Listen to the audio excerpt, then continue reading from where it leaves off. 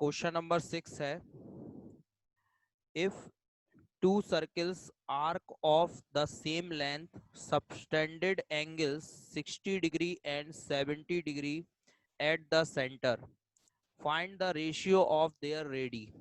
ठीक है, if two circles arc of same length, ठीक है, तो यहाँ पर हमें गिवन है कि टू सर्कल्स हैं और उनकी आर्क की लेंथ कैसी है, सेम है। ठीक है, आर्क की length, length of arc, length of arc,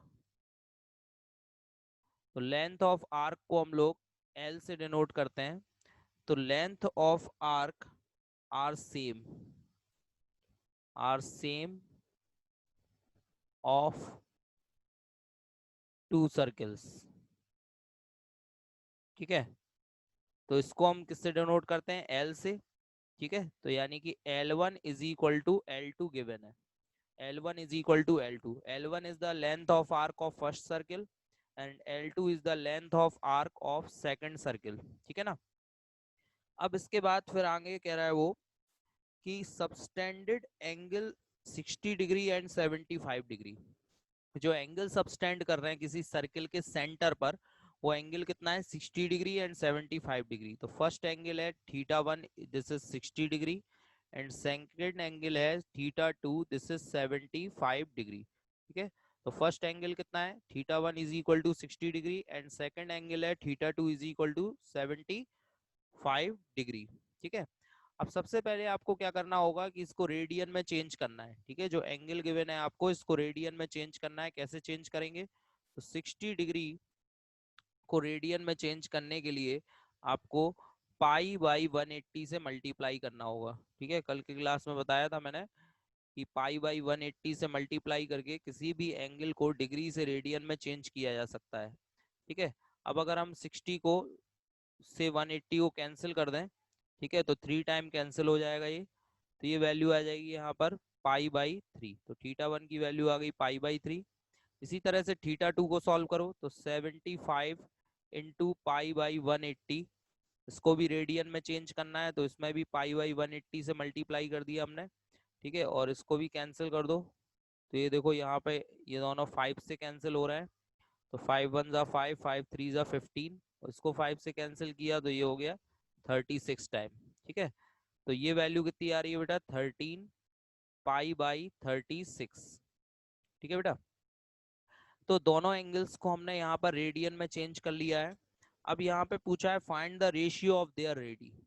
ठीक है, किसका रेशियो निकालना है हमें, रेडियस जो है दोनों सर्कल्स की यानी R1 R2, तो वो हमें रेशियो फाइंड करना है, हमें R1 अपॉन R2 या R1 रेशियो R2 हमें फाइंड आउट करना है। ठीक है, तो कल जो फॉर्मूला बताया था मैंने एल आर और थीटा, एल आर और थीटा में जो रिलेशन बताया था मैंने, वो क्या होता है बेटा, तो एल आर और थीटा में रिलेशन होता है, तो theta is equal to L upon R. ठीक है, ये फॉर्मूला कल मैंने बताया। तो देखिए फिर से यहाँ पर रिलेशन क्या होता है, theta is equal to L upon R. ठीक है, ये रिलेशन है। तो इस रिलेशन को यूज करके हम इस क्वेश्चन को आगे सॉल्व करेंगे। तो जैसे कि यहाँ पर दो सर्किल हैं, तो सबसे पहले सर्किल में कितना हो जाएगा, θ1 is equal to L 1/R1, और दूसरे सर्किल के लिए हो जाएगा θ2 इज इक्वल टू L2/R2।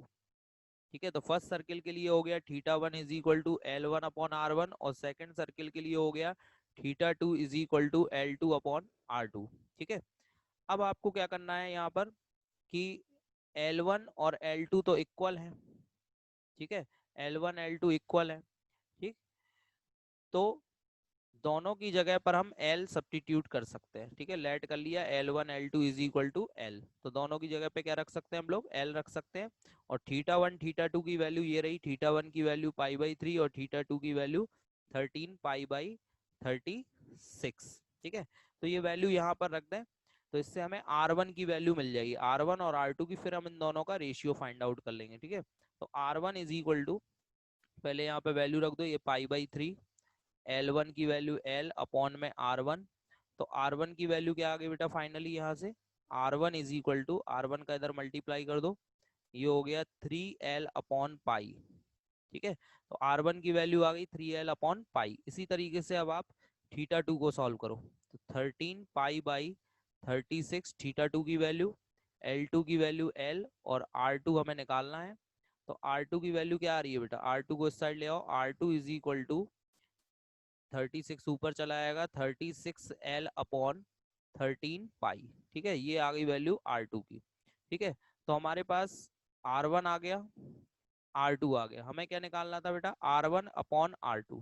ठीक है, तो R one upon R two कैसे निकालेंगे, तो आपको डिवाइड करना होगा। तो ये देखिए R one upon R two is equal to, divide कर दो बेटा, कितना आ रहा है, आर वन की वैल्यू क्या है 3l अपॉन पाई। ठीक है, अपॉन में आर टू की वैल्यू कितनी है बेटा 36l अपॉन 13 पाई। अब देखो क्या क्या कैंसिल हो रहा है बेटा, जब डिवाइड कर दिया तो l से l कैंसिल हो गया, पाई से पाई कैंसिल हो गया, और 3 से 36 भी कैंसिल कर दो 12 टाइम्स। ठीक है, तो वैल्यू क्या बची बेटा, तो वैल्यू आ गई है R one upon R two is equal to, ठीक है, ये 13 जो लास्ट में था ये ऊपर पहुंच जाएगा, तो हो जाएगा 13/12। ठीक है बेटा, तो ये वैल्यू आ गई 13/12। क्लियर, ठीक है बेटा, तो यही हमें फाइंड करना था रेशियो। तो रेशियो यहाँ पर कितना आ गया बेटा 13/12। ठीक है, ये आंसर हो गया। चलिए इसको क्वेश्चन को फिर से एक बार समझ लेते हैं। तो देखिए फिर से यहाँ पर टू सर्किल्स गिवन है जिनमें लेंथ ऑफ आर्क सेम है। ठीक है, तो लेंथ ऑफ आर्क को एल से डिनोट करते हैं, तो L1 L2 आर इक्वल। ठीक है, क्योंकि दोनों की लेंथ ऑफ आर्क सेम है तो इसको हमने एल ऐड कर लिया।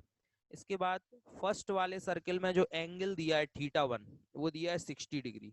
तो पहले इसको डिग्री से हम लोग क्या करेंगे, रेडियन में चेंज करेंगे। तो इसलिए हमने इसमें π/180 से मल्टीप्लाई कर दिया, तो 60 से 180 कैंसिल किया 3, तो ये आ गया π/3। इसी तरह से फिर θ2 कितना दिया है 75 डिग्री, इसमें भी π/180 से मल्टीप्लाई किया, 5 से कैंसिल कर दिया, तो ये आ गया 13 π/36। ठीक है ना, ठीक है बेटा। इसी तरीके से अब theta is equal to L upon R, ये फॉर्मूला यूज करेंगे हम लोग, theta is equal to L upon R. अपेक्षा बेटा जो भी बोलना है आपको अभी बाद में बोलना, मैं अभी टाइम दूंगा आपको। ठीक है, अभी आप अपना म्यूट रखिए और वीडियो भी ऑफ रखिए।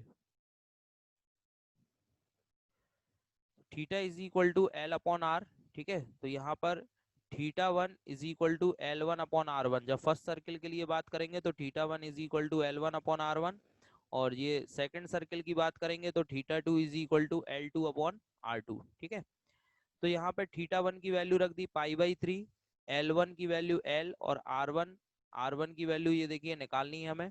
और तो यहाँ से R1 इज इक्वल टू कितना आ गया 3L अपॉन पाई। इसी तरह से θ2 की वैल्यू 13 π/36। ठीक है, L2 की वैल्यू L, और R2 की वैल्यू हमें यहाँ पर निकालनी है। तो R2 is equal to 36L upon 13 pi. ठीक है बेटा, जब R1 R2 आ गया हमें इनका रेशियो निकालना था R1 अपॉन R2, तो R1 upon R2 is equal to R1 की वैल्यू यहाँ पर रख दी हमने, ठीक है 3L अपॉन पाई, R2 की वैल्यू रख दी 36L अपॉन 13 पाई। ठीक है, और दोनों को सॉल्व कर लिया तो R1 अपॉन R2 की वैल्यू आ गई आपकी 13/12। ठीक है ना बेटा। क्वेश्चन नंबर 7 दिया है, find the angle in radian through which a pendulum swims if its length is 75 centimeter. The tip describe an arc of length 10 centimeter, 15 centimeter and 21 centimeter. तो एक पेंडुलम है, ठीक है, सभी जानते हैं पेंडुलम क्या होता है। ठीक है, ये देखो घड़ी में लगा रहता है ना इस तरह से पेंडुलम, और वो इस तरीके से ऑक्सीलेट करता है। ठीक है ना, यहाँ पर ये पेंडुलम बनाया मैंने, ये देखिए इस तरह से ये पेंडुलम हो गया। ठीक है, और ये क्या कर रहा है, ऑक्सीलेट कर रहा है, इधर से इधर ऑक्सीलेट कर रहा है। ठीक है, इसे हम पेंडुलम बोलते हैं। ठीक है, ये इधर से इधर ऑक्सीलेट कर रहा है। ठीक है, तो एक सर्कुलर पाथ पर ही मूव कर रहा है, ये पेंडुलम जब मूव कर रहा है तो ये एक सर्कुलर पाथ पर मूव कर रहा है। ठीक है, अगर मान लो ये सर्किल का सेंटर हो गया, ये क्या हो गया सर्किल का सेंटर, और ये हो गई आर्क। ठीक है ना, ये यहाँ से यहाँ तक जो लेंथ है ये हो गई आर्क ऑफ सर्किल। ठीक है, तो ये जो लेंथ है पेंडुलम की, ठीक है, this is the length of thread जिससे पेंडुलम बंधा हुआ है ना, ये उस थ्रेड की लेंथ है। तो इसकी लेंथ आपको 75 सेंटीमीटर गिवन है, ठीक है, इसकी लेंथ कितनी गिवन है, 75 सेंटीमीटर, और यही होगी रेडियस ऑफ सर्किल, ठीक है, इसी को हम क्या बोल सकते हैं, radius of circle. So this is the radius of circle, ठीक है। नाउ इसके बाद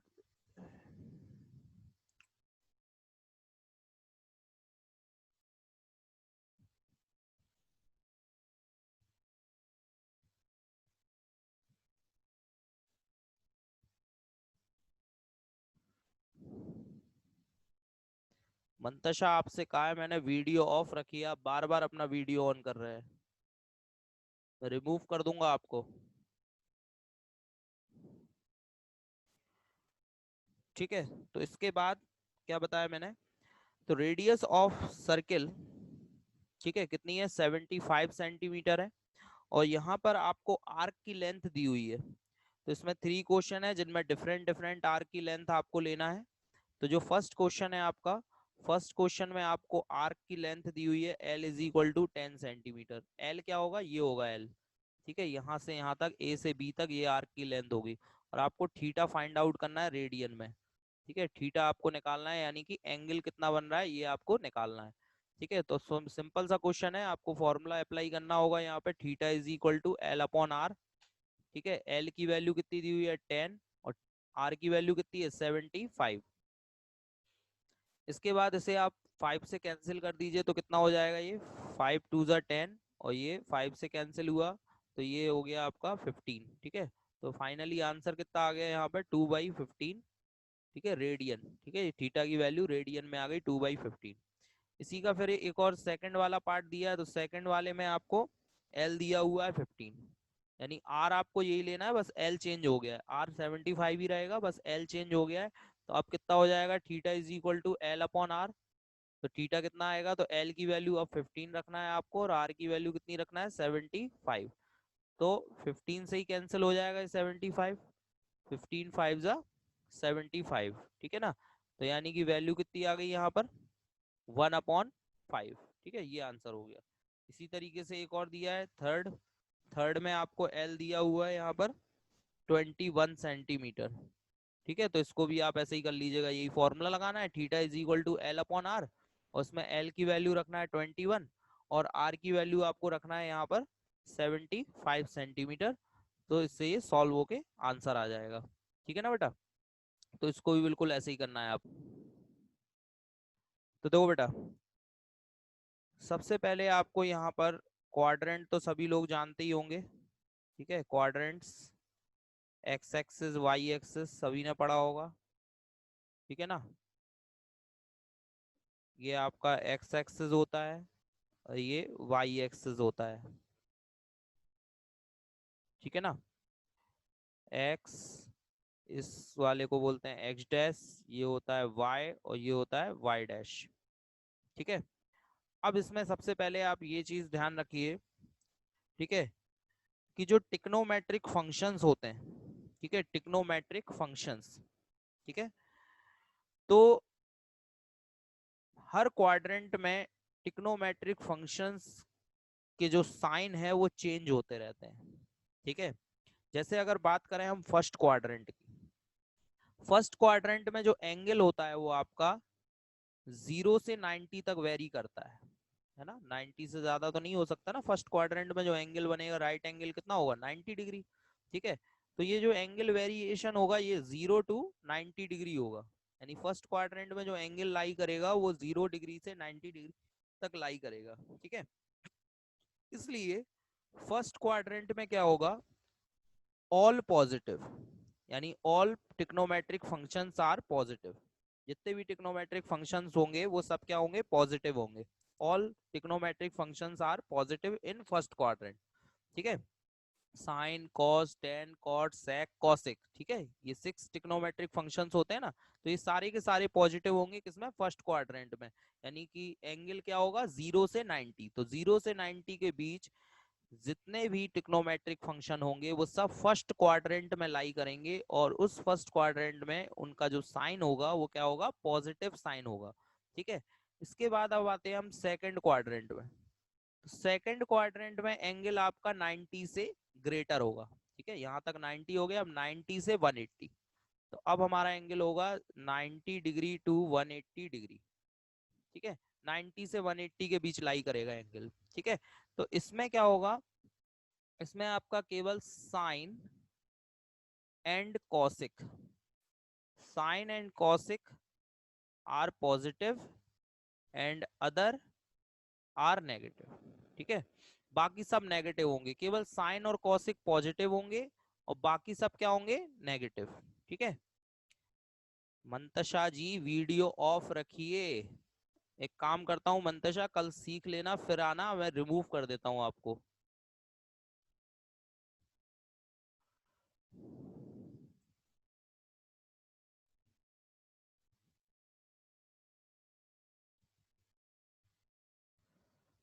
ठीक है, तो सेकंड जो क्वाड्रेंट है, सेकंड क्वाड्रेंट में साइन और कॉसिक पॉजिटिव होंगे। ठीक है, और बाकी सब जैसे कि कॉस, ठीक है, टेन, कॉट, सेक, ये सब क्या होंगे, नेगेटिव होंगे। कब, जब एंगल हमारा 90 से 180 के बीच में होगा तब। ठीक है, इसके बाद जब हम बात करें इससे बड़े एंगल की, तो यहाँ पर जब हम 180 से 270, और 180 से ज्यादा होगा एंगल, 180 से कहाँ तक होगा, 180 से लेकर 270 तक। ठीक है, तो अगर एंगल जो है वो 180 से 270 है, 270 डिग्री। ठीक है, तो उस केस में केवल टेन और कॉट पॉजिटिव होंगे। टेन और कॉट, यानी कि थर्ड क्वाड्रेंट में केवल टेन और कॉट पॉजिटिव होंगे। जब हमारा एंगल 180 से 270 तक लाई करेगा, तो उसमें टेन और कॉट पॉजिटिव होंगे, बाकी सब नेगेटिव होंगे। ठीक है, जैसे कि साइन, कॉस, सेक और कॉसिक, ये सब नेगेटिव होंगे। ठीक है, इसके बाद फिर नेक्स्ट यहाँ पर अगला एंगल देखते हैं। तो नेक्स्ट एंगल 270 से 360। ठीक है, एक रोटेशन पूरा हो गया, 270 टू 360 डिग्री। ठीक है, फोर्थ क्वाड्रेंट, तो फोर्थ क्वाड्रेंट में आपके केवल सेक और कॉस, सेक और कॉस ये पॉजिटिव होंगे और बाकी सब नेगेटिव होंगे। ठीक है बेटा, तो आपने देखा जो फर्स्ट क्वाड्रेंट था, ये फर्स्ट क्वाड्रेंट था, तो फर्स्ट क्वाड्रेंट में ऑल पॉजिटिव, यानी जितने भी ट्रिग्नोमेट्रिक फंक्शन होते हैं वो सब पॉजिटिव होते हैं, यानी 0 से 90 तक सारे ट्रिग्नोमेट्रिक फंक्शन पॉजिटिव होते हैं। फिर जब बात आई सेकंड क्वाड्रेंट की, तो सेकंड क्वाड्रेंट में only sine and cosec are positive, other are negative, यानी 90 से 180 के बीच में साइन और कॉसिक पॉजिटिव होंगे, बाकी सब नेगेटिव होंगे। ठीक है, इसके बाद बात आई थर्ड क्वाड्रेंट की, तो थर्ड क्वाड्रेंट में हमने क्या बताया, tan and cot are positive and others are negative. ठीक है, एंड फिर बात आई फोर्थ क्वाड्रेंट की, तो फोर्थ क्वाड्रेंट में क्या बताया मैंने, sec and cosec are positive and others are negative, बाकी सब नेगेटिव हो जाएंगे। ठीक है बेटा, ठीक, अब क्वेश्चन कैसे आएगा वो देखते हैं हम लोग। तो देखो जैसे कि एक्सरसाइज 3.2, ठीक है, एक्सरसाइज 3.2 में आपको क्वेश्चन दिया हुआ है, तो उसे देखते हैं। तो एक्सरसाइज 3.2 में जो क्वेश्चन दिया है, इसमें लिखा हुआ है find the value of other 5 trigonometric functions. ठीक है, find the value of other 5 trigonometric functions in exercise 1 to 5, 1 से 5 तक। ठीक है, और फर्स्ट क्वेश्चन में दिया हुआ है cos x is equal to -1/2, और फिर लिखा हुआ है x lies in third quadrant, x lies in third quadrant. ठीक है, तो cos की वैल्यू हमें गिवन है, और बाकी के सभी जो टिक्नोमेट्रिक फंक्शन बचे हुए हैं वो हमें निकालने हैं। तो अब जरा देखो कौन कौन से टिक्नोमेट्रिक फंक्शन बचे हैं। साइन एक्स बचा है, कॉस तो हो ही गया है। ठीक है, टेन एक्स बचा है, साइन टेन, साइन की वैल्यू निकालनी है, टेन की निकालनी है, कॉट की वैल्यू निकालनी है हमें। ठीक है, इसके अलावा सेक निकालना है हमें, सेक एक्स, फिर कॉसिक एक्स। ठीक है, तो ये सारी वैल्यूज हमें फाइंड आउट करनी है। ठीक है, तो आपने नाइन्थ क्लास में पढ़ाई होगा कि साइन क्या होता है बेटा, साइन होता है आपका परपेंडिकुलर अपॉन हाइपोटेनियस, है ना, ये पढ़ा होगा सभी ने।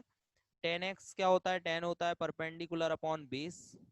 कॉट क्या होता है, बेस अपॉन परपेंडिकुलर।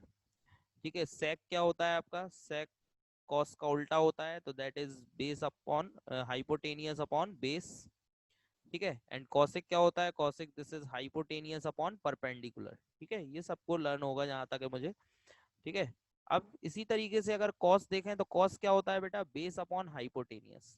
कॉस क्या होता है, बेस अपॉन हाइपोटेनियस। अब अगर यहाँ पे पाइथागोरस थ्योरम अप्लाई करें तो अकॉर्डिंग टू पाइथागोरस थ्योरम, ठीक है, हाइपोटेनियस का square is equal to perpendicular का स्क्वायर प्लस बेस का स्क्वायर, ठीक है। ये होता है हाइपोटेनियस का square is equal to perpendicular का स्क्वायर प्लस बेस का स्क्वायर।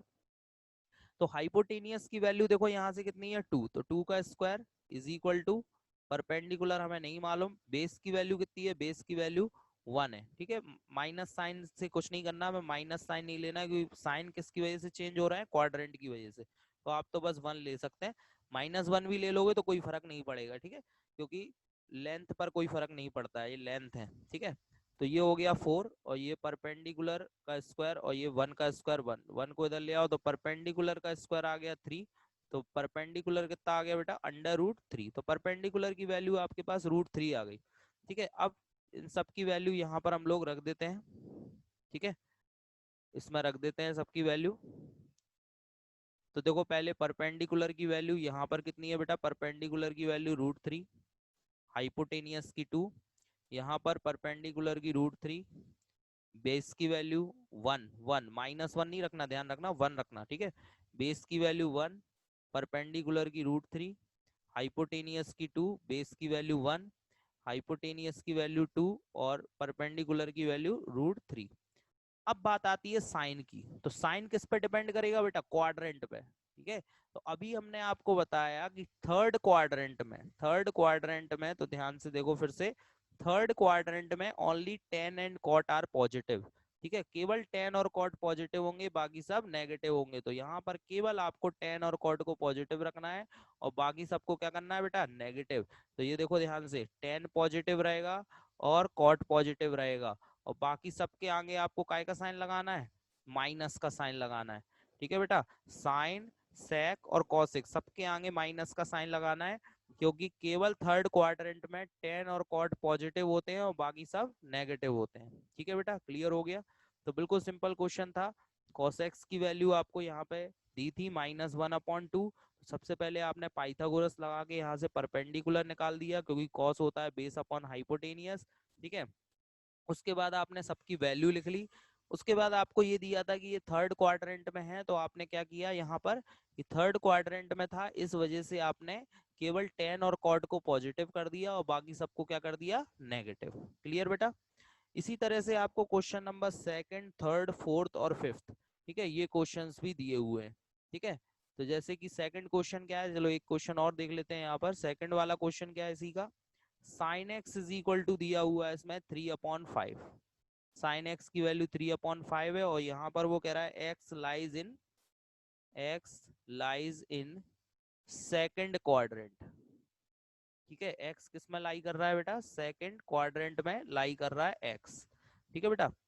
तो यहाँ पर भी ऐसे ही करेंगे। अब साइन दिया है तो आपको किस किस की वैल्यू निकालनी है, आपको वैल्यू निकालनी है कॉस एक्स की, टेन एक्स की वैल्यू निकालनी है, ठीक है, कॉट की वैल्यू निकालनी है कॉट एक्स, और निकालना है सेक एक्स निकालना है, ठीक है, और आपको कॉसेक एक्स निकालना है। तो ये सारी वैल्यू आपको फाइंड आउट करनी है, ठीक है। तो अब यहाँ पर हम देखते हैं फॉर्मूले क्या क्या होते हैं। तो सबसे पहले जो साइन एक्स होता है, साइन होता है आपका परपेंडिकुलर अपॉन हाइपोटेनियस, ठीक है। कॉस क्या होता है, बेस अपॉन हाइपोटेनियस।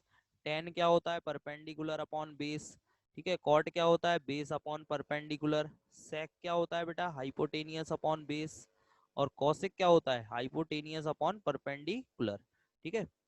अब सबकी वैल्यू निकालने के लिए पहले आपको बेस चाहिए, तो बेस कैसे निकलेगा, पाइथागोरस थ्योरम से, हाइपोटेनियस का square is equal to perpendicular का स्क्वायर प्लस बेस का स्क्वायर। देखो यहाँ पे हाइपोटेनियस कितना है 5, तो 5 का स्क्वायर, परपेंडिकुलर कितना है बेटा 3, ठीक है, ये दिया हुआ है परपेंडिकुलर 3, 3 का स्क्वायर प्लस बेस का स्क्वायर। तो फाइनली 5 का स्क्वायर 25 होता है, 3 का स्क्वायर 9 होता है प्लस बेस का स्क्वायर, 9 को उस साइड ले जाओ तो बेस का स्क्वायर इज इक्वल टू 25 में से 9 माइनस हुआ तो ये बचा 16। तो बेस कितना आ गया बेटा 4, जब स्क्वायर हटाओगे तो बेस की वैल्यू 4 आ गई, ठीक है। ये वैल्यू आपको यहाँ पर पुट करनी है, ठीक है।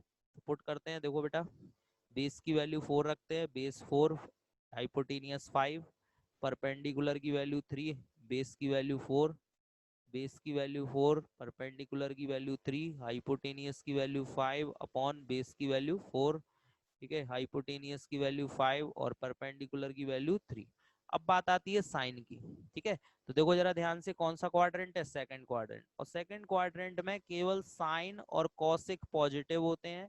Sign and cosec are positive, तो साइन तो ऑलरेडी पॉजिटिव है ही, कॉसिक भी पॉजिटिव होगा, बाकी सब क्या होंगे, नेगेटिव, ठीक है। ओनली साइन और कॉसिक पॉजिटिव होते हैं और बाकी सब नेगेटिव होते हैं। तो साइन तो ऑलरेडी दिया ही है आपको पॉजिटिव, ठीक है, कॉसिक भी पॉजिटिव होगा, तो कॉसिक के आगे भी मैंने प्लस लगा दिया, और बाकी सब कैसे होंगे, नेगेटिव होंगे, ठीक है। तो बाकी सब के आगे मैंने क्या लगा दिया, माइनस।